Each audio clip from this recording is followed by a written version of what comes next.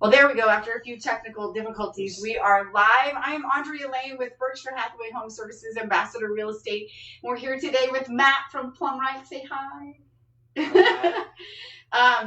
So we are going to talk about plumbing today, and I feel like I've called you a lot this year with all kinds of plumbing stuff. Yeah. For like everything from, we had a gas leak at one house that you came out to. Yep. And then just what are you seeing right now out there? Oh, we're seeing, this was a rough winter, so we've seen a lot of broke pipes, and we're still seeing, froze hose bibs, your outside hose bibs, still sub pumps that were frozen, broken. Oh, wow. Now they're discharging in people's houses, and just your normal wear and tear stuff on faucets. So we've seen, we typically see about everything all the time, it seems like. So it's interesting that you say hose bibs, because I posted a picture of one where like literally the water out of it had frozen. So I don't think people realize like how much water in some of those lines, what it can do.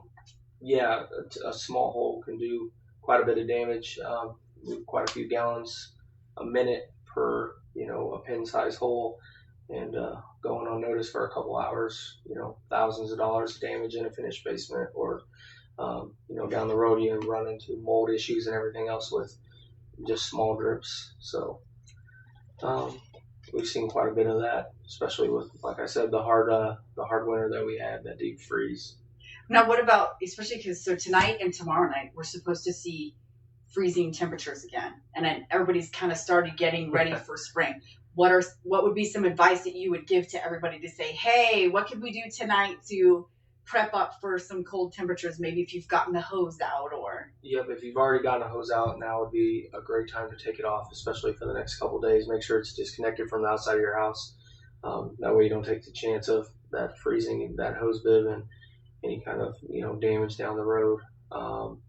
Other than that, it probably shouldn't be too bad, because it's such a short period of time and not a long period of below freezing. So, what about sprinkler systems that people may have already do you have a recommendation, like, hey, we wait till like end of April, or what is your kind of recommendation is really just watching the weather. There's no, one year April it freezes. Next time in May we'll get an early or a late freeze in early May, and we'll get a lot of broken sprinkler valves or similar stuff to that. But so there's not really a good recommendation. It's really just watching the weather and making sure that you're aware to shut things on and off, and drain down if you have drain downs, and if you don't, it's a good idea to install them. That way it's quick and easy and painless, instead of calling us in an emergency. More proactive than reactive. Okay. So now, when you say drain downs, for those of us who don't know, like maybe what that is on a sprinkler system. Yeah, so the drain down would be a valve that would be downstream of the main shutoff on the system, that you would open up and allow the water that's in that line and that valve to drain out. Okay. You can put one outside or inside, or a lot of people will do both after they've had a couple run-ins with the cold. They typically try to protect themselves, so that's one thing that you can do. What are advice, so I know I have one spigot on the outside that just seems to give a little bit of trouble. Is there things with outdoor spigots, as far as making sure they shut off all the way, or caulking them around the spigot itself, or making sure that they shut off all the way is a big deal, because a slow drip will still freeze, and then you just create an ice dam that will back up and eventually fill the pipe with ice and crack it if it stays cold enough long enough. So drippy faucets, other than wasting water on the outside of the house, there's a freeze chance. Okay. The outside hose bibs they're designed so the shutoff is actually back in the heated part of the house. So if it's dripping, now you're filling that external tube with water, and it allows it to freeze and break. Interesting. Hoses are the other one. Take your hoses off. That's the big one. Make sure that you disconnect all hoses, or even we'll run into a lot of diverter valves that are on your outside hose bib, so you can run multiple hoses off of one spigot. Oh, okay. a lot of people will leave them on, and it does the same thing that a hose does. It's kind of your freezes in it. Yep, finger over the straw theory. It holds the water in the tube that is designed to drain out. So, any diverters, splitters, hoses, you're going to want to remove them if it's freezing. And it doesn't matter the type of hose. If it's a hose, take it off. Yep. Okay. Yep. Any kind of attachment, you want to see the threads that are on your hose bit. As a good rule of thumb, if you can see them, you're probably in pretty good shape. But if you got something covering them, any kind of diverter, probably going to run into issues down the road. So. Interesting. So for everybody who's out there, how long have you been in plumbing? I have been in plumbing a very long time. I'm a third generation plumber. I started with my grandpa the summer after 6th grade. Oh, so wow. I got 22 years of experience, I guess, now. So, been quite a while. I'm young enough, but old enough to have seen some of the old school methods that were done and prevention stuff to all the way up to the current, modern prevention. And now we got touch faucets. Right. So, So with some of those, I'm curious, since how you have seen such a variety in plumbing, what's one of your favorite things? You're like, oh my gosh, this was amazing. I'm so glad we have. It's probably not something that most homeowners or consumers would know, but we used to have to push, when we did new houses, we used to have to push in water services by hand. We used to take pipe, thread them, sharpen the end so it would, be able to force it through the dirt from the street into your house. Oh, wow. And now we use pneumatic drill and directional bores that you can hit, almost exactly where you want from 400 or 500 feet away. Oh, wow. Yeah. So that is a game changer. Yeah, it's a huge change for me.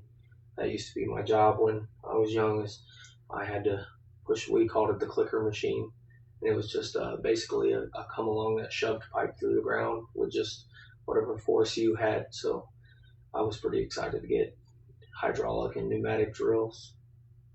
Big change. What would you say is like one of your frustrated, like, oh man, I could do without? Oh, the touch faucets. So I'm learning more about these, like that. Some of them are battery operated. Some are battery operated. Some can be hardwired into the system, and we've seen issues with people leaving them on, because you can leave them on and still touch it and it'll turn on. They have a manual shut off, and I've had a couple flooded houses because of pets. Oh no. Yep, because a lot of them work off just a touch, like a body heat that goes to it, so it'll allow someone will turn the faucet on manually, do the touch off, and walk away, go to bed or leave the house, and then we'll have a pet rub up against it, and usually a cat. I was gonna say like a cat. Yep, usually a cat, and then it turns on and it runs all night. Or worst case scenario, you have a slow drain, and then it overflows, and you got that issue. We've had a couple of them with the touch faucets. I don't think they've really really refined all that technology yet. But, interesting. Other than that, I think. What about garbage disposals? I know that's kind of a love-hate in the real estate world, because some people are like, I need to have a garbage disposal, but I don't think people realize what you can and should not put down a garbage disposal. Yeah, there's a big misconception with the garbage disposal. Typically, you can put anything down the garbage disposal. It's when it chops it up and it comes out and it goes into your plumbing pipes. You can't put everything down your plumbing pipes that the disposal will handle. Your pipes are really only designed to handle just the normal grease and maybe a couple teaspoons of food off a normal plate. When people are shoving whole potatoes and half chickens down them, doesn't tend to work out with the pipes. The disposal does what it's supposed to do. It's just the pipes and the volume of water that goes down. I can attest to the potato peels. Yeah.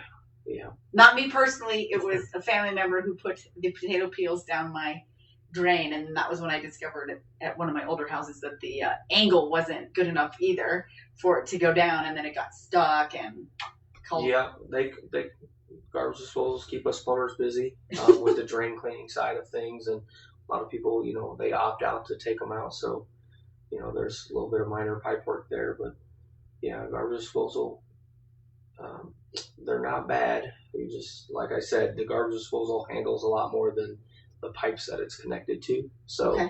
um, yeah. So if you do you have a garbage disposal at your house? I do. Okay. But if you had your way, would you take it out and just be like, I'm good? Or are you like, oh my gosh, you shouldn't have a sink without one? It's definitely a personal preference. Me, I like to have one. But me being a plumber, I've kind of trained my family to, how to use it, what to use it with, and stuff like that. It's not meant to be the trash can of the sink. No, they're not a trash can by any means. No. And I think you said something very important, which is teaspoon. Yeah. Like teaspoon, not tablespoon, yep. but a couple teaspoons of chunks of food. My rule of thumb is, take your fork and scrape it off into the trash can, and then rinse it off, and then what comes off of it after that, your pipes will handle. They should. And then just running enough water down the system afterwards will flush it. Yep. You wanted the volume of water, just moving things away. That way it's not just sticking to the side of the pipes, and then one thing sticks to another, and then you get a buildup, and then you're calling a plumber. So, would you say that? I would almost say the same thing for dishwashers. Yep. We don't run into a whole lot of drain problems with the dishwashers. It's more of, I think the appliance men see more of that because they got an internal pump that has to deal with all the solids that come off the dishes that you shove in there. But same rule of thumb is scrape it off in the trash can and then actually rinse it off. Let your garbage disposal do the heavy lifting, and then dishwasher just do the scrubbing. So, yeah, we run into a lot of problems with the garbage disposal and the dishwashers. A lot of things that if your dishwasher's not installed right with the discharge pipe, when your kitchen sink backs up, we run into a lot of it filling back into the dishwasher. Ooh. Yeah, and then it's, right there by your floor. So when your sink fills up, water self-levels and funnels back into the dishwasher and out the door, because most people leave it cracked open for air and out, and make sure you don't get funny smells. But with the door cracked open, it's not sealed, and then, or the next time you open it up, it's got a few inches of water in the bottom. Comes pouring out onto your kitchen floor. It's a nice surprise in the morning. So, not the surprise you want. No. Interesting. Yeah, I feel like the garbage disposal is kind of a love-hate, because I agree. I don't think people, they kind of think of it as a catch-all, and it's not meant to be that. Like, that's what your trash can is for. Like, garbage disposal is at the bare minimums. Should it get caught in there? Yeah, it's you can't use it as garbage or a trash can by any means. So, and we were talking about some of so right now with buyers, when they're out and looking at homes and so on, that we're not always getting a chance to test some of the plumbing, and some of the big ones that come up are slow drains on sinks. And I'm the big offender for that. It's usually my hair that's stuck in it. And so that was what we were talking about, was that it's maybe not your hair, but somebody else's hair that usually gets stuck in that main sink. What would you say for some of the homeowners, even from here's kind of a tip, or what are some of the products you recommend for, besides just taking that cap out? Because I call that the hair Wookie, because it looks like, chewy, soaking wet when you take it out, because it's gross and it's somebody else's hair, and nobody likes to touch somebody else's wet hair. So everybody's always like, ew. Oh, yeah. But that's usually what causes in your sink bowl. Yep. So if it's like your bathroom sink, it's usually the hair with, toothpaste and soap buildup. There's not really much that you can do to prevent it coming out. It's pretty normal for people to shave, facial grooming and hair grooming in the sink. So there's not much you can do other than install a screen. And even then, at some point you're still going to have to remove the hair that does get down there. There's no perfect method to protect your sink from the. Or So even how often do you recommend like cleaning out that space or? Once a year should normally do it, unless you have some kind of abnormal usage or heavy usage. If you got a bunch of girls in the house, right? It's typically the girls that get it. Yeah. So. Oh yeah, I guarantee it's mine or in the girls' bathroom. So any like special, I mean, because there's a million cleaners out there. So like anything you recommend running down or? So I always tell our clients that there's no magic potion in the bottle that's really going to replace calling the plumber to do it. Depending on the age of your house and what kind of pipes that you have in your house, you could be doing a lot more damage than helping yourself out. If you use any of the Dranos, they're all acids. Okay. So depending on what kind of acids they are, can be harmful to your pipes to begin with. If you have cast iron or metal pipes in your house, it's a huge acid to metal. Yeah. Science class. Yeah, a little bit. You got to think about the things that you're buying are coming in a special plastic bottle. Like there's a chemical makeup that they use for that bottle, and there's some of them drain cleaners. If you have ABS pipes, which would be the black plastic pipes in your house, okay, you may get some counter reactions that soften the pipe. Really? And prematurely cause them to fail. PVC is a pretty tough product. That would be your most common white plastic that you'll find in newer houses. But if you have any kind of metal, galvanized, cast iron, or even copper, for some of the people that have them houses, anything in a bottle is going to be harmful. Interesting. In the long run, it will be way more cost effective to call a plumber and pay that rate than pour that $20 bottle of acid down your yeah, when it starts eating holes. Just for instance, we've recently started doing some of the work down at Epley Airfield, and the maintenance guys there they would buy Drano by the pallet, and that was their kind of their fix all for the drains. Sure. And over the last 3 months, we've probably on the flight tower where most of the staff and the people that load and unload the planes work, we've probably replaced 2/3 piece by piece, because when we fix one, it exposes another weak spot.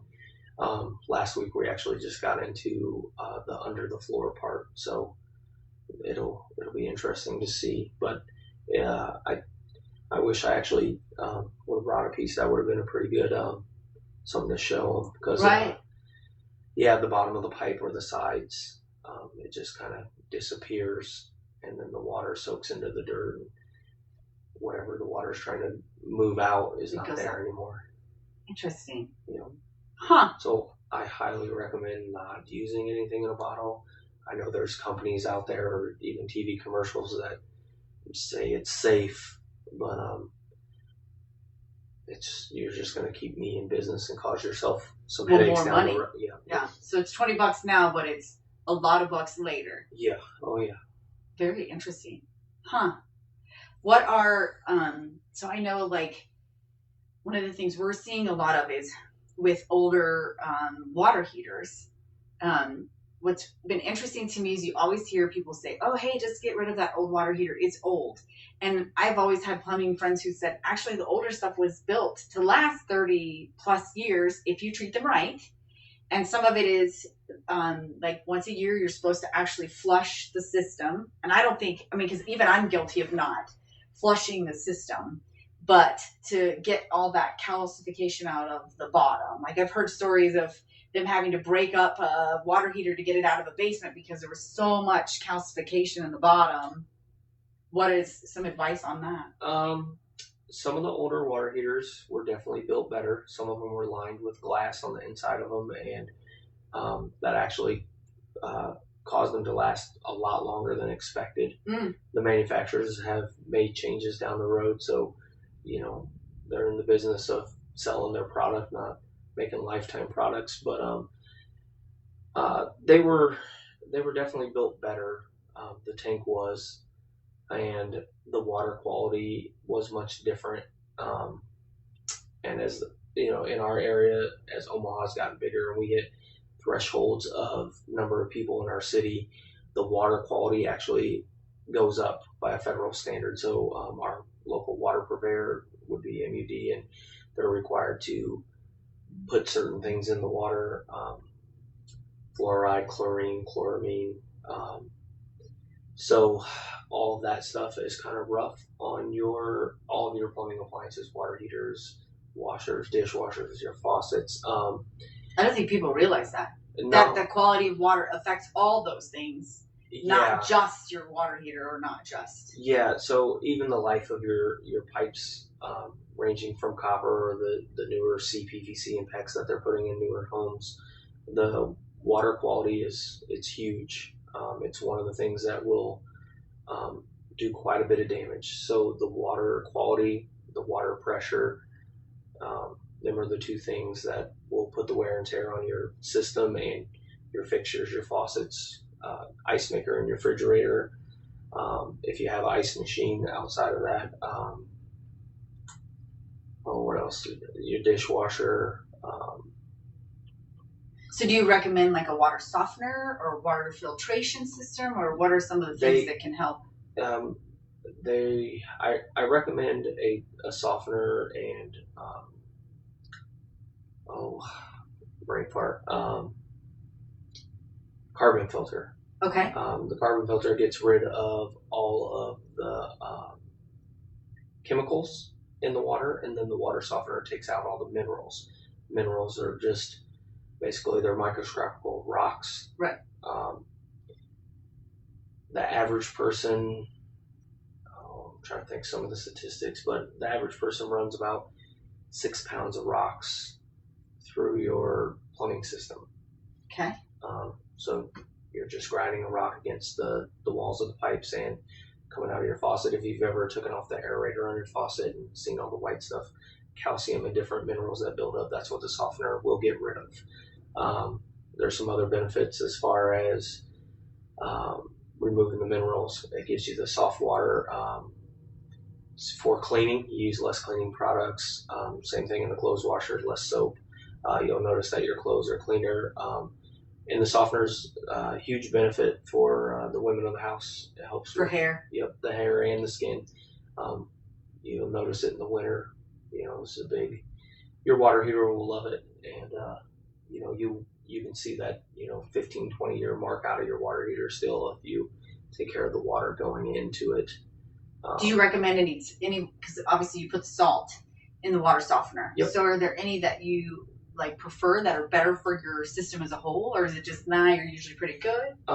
There is a company that makes a true non-salt system.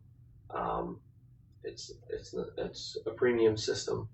It comes with a premium price tag too, but usually does. Yep.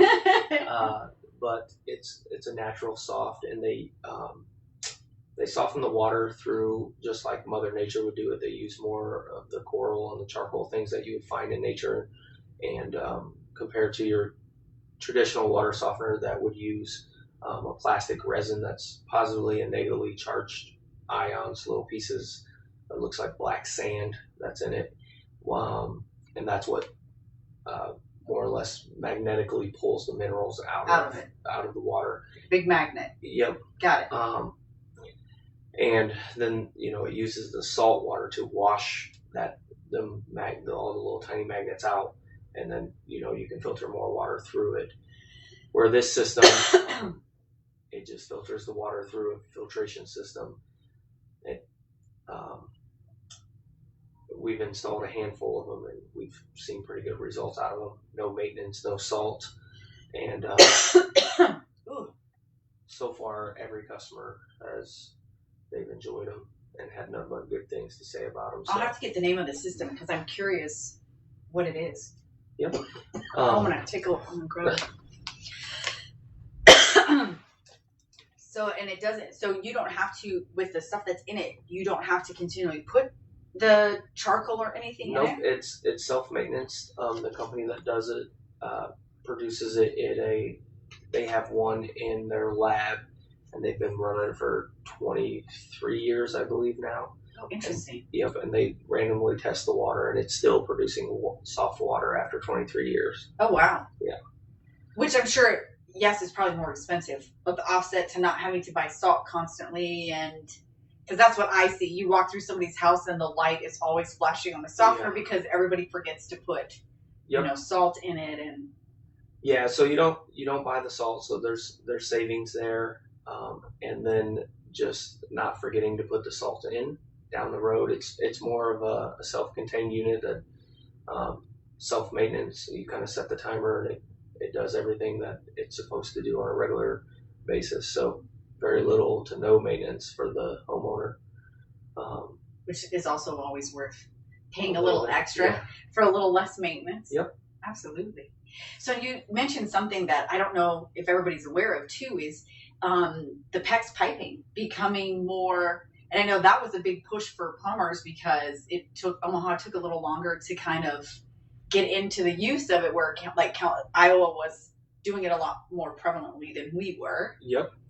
So, and for those of you who don't know, it's essentially like flexible plastic tubing. Yep. And there's blue for cold and red for hot, which is great because then you know what you're looking at when you see it. Yep. There's two different kinds of PEX. In our area, we're limited to the better of the two, which is a memory foam or memory plastic PEX. It literally can be froze and thawed without splitting. It will what's it, 6 times the pipe size it can swell to without splitting, and then if you can thaw it, and it will go right back to normal. So cold climate areas, it showed some benefits. It's easier to run, a little bit cheaper than copper. The life expectancy seems to be a lot longer. Again, though, with water quality and everything that we put into our water, it starts to mess with the life expectancy of it. So again, you gotta there's some maintenance taking care of the water that's going into it, and then you get to see the life and the benefits of it down the road. But the PEX is a nice product. I've installed quite a few miles of it. So. Well, and especially where I've really seen it become beneficial is in the older homes. Like when you have an old lath and plaster where they really didn't give a lot of space in the walls, and somebody goes, hey, we want to put, a bathroom upstairs in our dormer space. And before it was really hard to kind of fish all that piping up there. That PEX gives you the flexibility, literally the flexibility of getting it up. And yep. So you're able to fish it through walls and ceilings without having to use a torch to make the connections and the offsets. So essentially, we kind of call it's a lot like a garden hose, because you can get it in reels of 300, 400, 500 feet, and if you can, just like electrical wire, if you can get from point A to B, you can fish it. So it definitely allows you to get to some of the areas that with a lot less damage, or in being invasive than your traditional copper would be. A lot less damage to your house. Fish it through the ceilings. Not removing near as many lights, so less drywall damage. It's got a lot of benefits. I'm a big fan of it. If I was going to build my dream house, I would definitely use it. Yep. The freezing part to me, I think, is probably one of the most. Oh yeah. And that was a big thing this year. We saw negative 40-degree temperatures, and a lot of people who didn't normally have any type of plumbing issues suddenly had things popping up where laundry rooms were flooding, or just random pipes that never had an issue suddenly had an issue because we were seeing unusual cold temperatures. Yep. Yeah. Some of the PEX houses performed a lot better than the traditional, your copper or even the CPVC pipes. We didn't. I'm trying to think. I think that one week that it was cold, I think we ran 93 service calls for frozen pipes that week. Oh wow! Yeah, it was a busy week. I don't think there were 6 of us, and I don't think any of us seen home before midnight for them about that 10 days. Started on Thursday and went all the way till next Friday. It seemed like most of the fixes were in the houses with, the rigid pipe, the CPVC or the copper, or we've seen a lot of hose bibs with leaky hose bibs freeze and break there. And hoses left on. So we kind of touched base on that earlier in the conversation. Right. We didn't see very many PECs. I don't think I ran one of the calls with PECs, and I don't think any of us did. Interesting. Yeah.